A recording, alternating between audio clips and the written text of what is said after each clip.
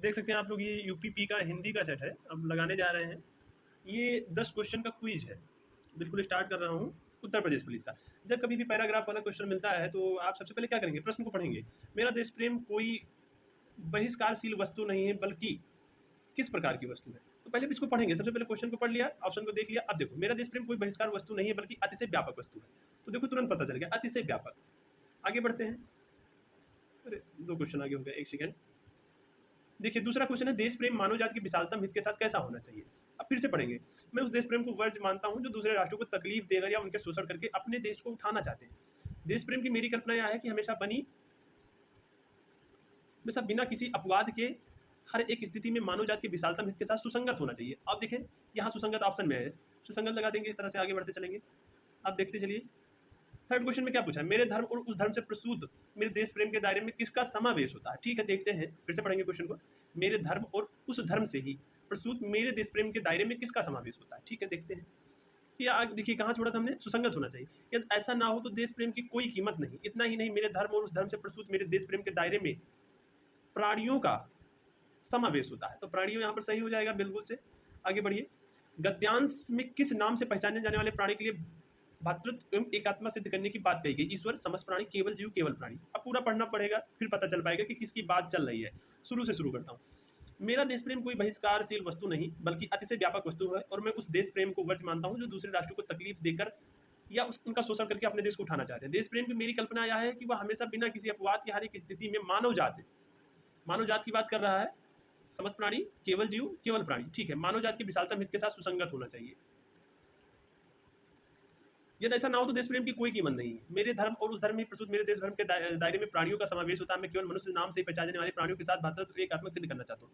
केवल मनुष्य की बात कर रहा है, बल्कि समस्त प्राणियों के साथ करना चाहता हूँ, बल्कि समस्त प्राणियों के साथ रेंगने वाले सांप आज जैसे करना चाहते।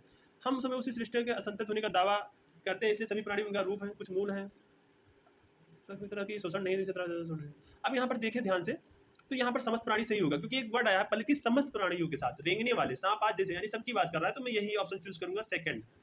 आगे देखिए, लिखा है प्रस्तुत गद्यांश में किसकी संतत होने का दावा करने की बात की जा रही है। सृष्टि, प्रकृति, धरती, आकाश। सृष्टि ने सृष्टा, प्रकृति, धरती, आकाश। प्रश्न अच्छा है, फिर से पढ़ना पड़ेगा क्या, प्रकृति, धरती, आकाश। तो धरती आकाश का कोई मतलब नहीं, सृष्टा या प्रकृति में से कोई एक सही होगा। फिर से पढ़ेंगे एक बार, थोड़ा सा ध्यान देंगे। उठाना चाहते हैं देश प्रेम की अपवाद की स्थिति में मानव जाति की विशालता प्रेम की कोई कीमत न रहे। मेरे धर्म और धर्म ही प्रस्तुत मेरे धर्म के दायरे में प्राणियों का समावेश होता है।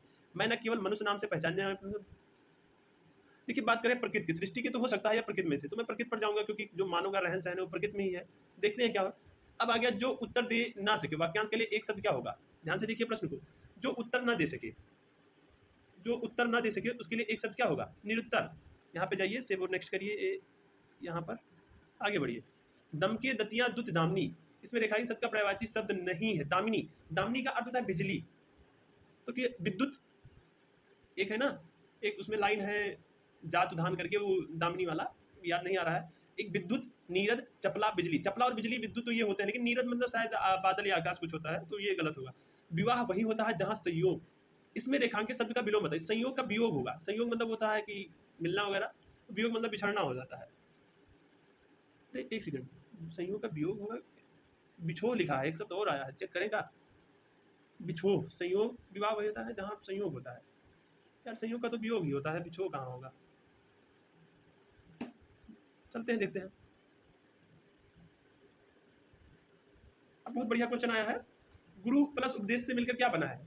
यहाँ पर आपको वर्तनी भी चेक कर रहा है, गुरु उपदेश कौन सा सही है। देखो ये होगा नहीं, गुरु उपदेश ये हो सकता है, ये होगा नहीं, यही सही है। इसमें क्या होगा, संधि पढ़ेंगे तो समझ जाएंगे।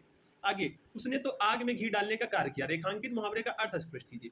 आग में घी डालने का मतलब होता है डर जाना, रोशनी करना, उत्तेजित करना, यानी कि कुछ जल रहा हो, कोई झगड़ा कर रहा हो, उसमें आप पहुंच के उसको लड़ाई करवाते हैं, बढ़ा चढ़ा कर बताते हैं, तो एक मुहावरे का प्रयोग होता है आग में घी डालने का कार्य। आगे देखते हैं, अब रिजल्ट की बात करते हैं। देखिए रिजल्ट क्या आता है, ये है यूपीपी का मॉक टेस्ट हिंदी का। देखते हैं क्या रिजल्ट आता है इसमें। सबमिट टेस्ट कर दूं, देख लीजिए मैंने कितना क्वेश्चन किया है, समरी चेक करिए। 10 क्वेश्चन था, 10 अटेम्प्ट किया है मैंने। ये क्या हो गया, 10 अटेम्प्ट किया था मैंने, कुछ क्वेश्चन शायद गलत चला गया है। अब यहाँ पर आप देख सकते हैं जो रिजल्ट आया है वो आया है 17.5 नंबर, यानी 20 में से 18 नंबर के करीब में मिला है। कहीं गलत हुआ है, कितना क्वेश्चन गलत हुआ है देखने पर पता चलेगा। जो गलती हुई है वो कहाँ पर हुई है, सॉल्यूशन पर चलें देखा जाए। देखिए 10 क्वेश्चन में एक क्वेश्चन से गलती हुई है। देखिए 5वां प्रश्न मुझसे गलत हुआ है। अब देखते हैं कौन सा प्रश्न गलत हुआ। यही गलत हुआ जो उसकी आशंका थी। प्रस्तुत गद्यांश में किस संतति होने का दावा करने की बात किया जा रहा है, तो ये श्रेष्ठा हो जाएगा आपसे। देखा, इसी दो में डाउट था। आई होप आप देख चुके होंगे कि क्या है इसका। देखते हैं क्या कट ऑफ क्लियर हुआ है। ये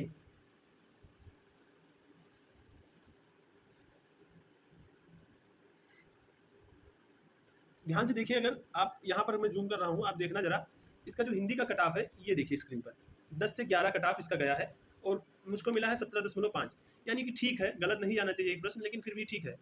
तो आई होप आप भी टेस्ट लगाते होंगे, टेस्ट लगाए, एनालिसिस करिए। और okay, wish you all the very best. होता का गोदीबाड़ा सिंधु घाटी सभ्यता के निम्नलिखित में से किस स्थान पर पाया गया था? गोदीबाड़ा हड़प्पा सभ्यता से सबसे पहले जुताई वाले क्षेत्र के प्रमाण कहाँ मिले थे?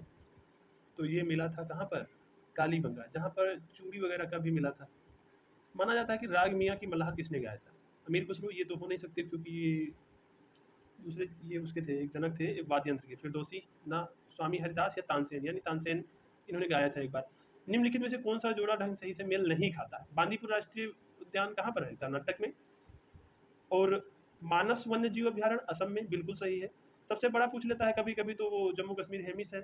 पेरियार वन्य जीव अभ्यारण्य केरल, बिल्कुल सही है। कि पेरियार नाम देखो, ये दक्षिण भारतीय का लग रहा है। सिमलीपाल ये शायद मध्य प्रदेश में नहीं है, शायद उड़ीसा में है, यही लगाऊंगा। नाइपिड्रा निम्नलिखित में से किस भारतीय सीमावर्ती देश की राजधानी है? नेपाल का काठमांडू है, अफगानिस्तान का हो नहीं सकता, काबुल कंधार में से कुछ है। भूटान का थिम्पू है, बचा म्यांमार, तो यही सही होगा।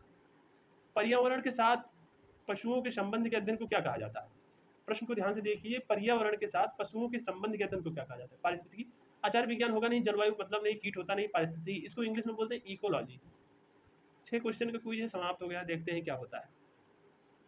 आप देख सकते हैं 6 क्वेश्चन अटेम्प्ट किया गया था, 6 सही है सारा, और अपना रैंक है 6। ये टेस्ट लगाइए यार, कोई सा टेस्ट लगाइए, ठीक है।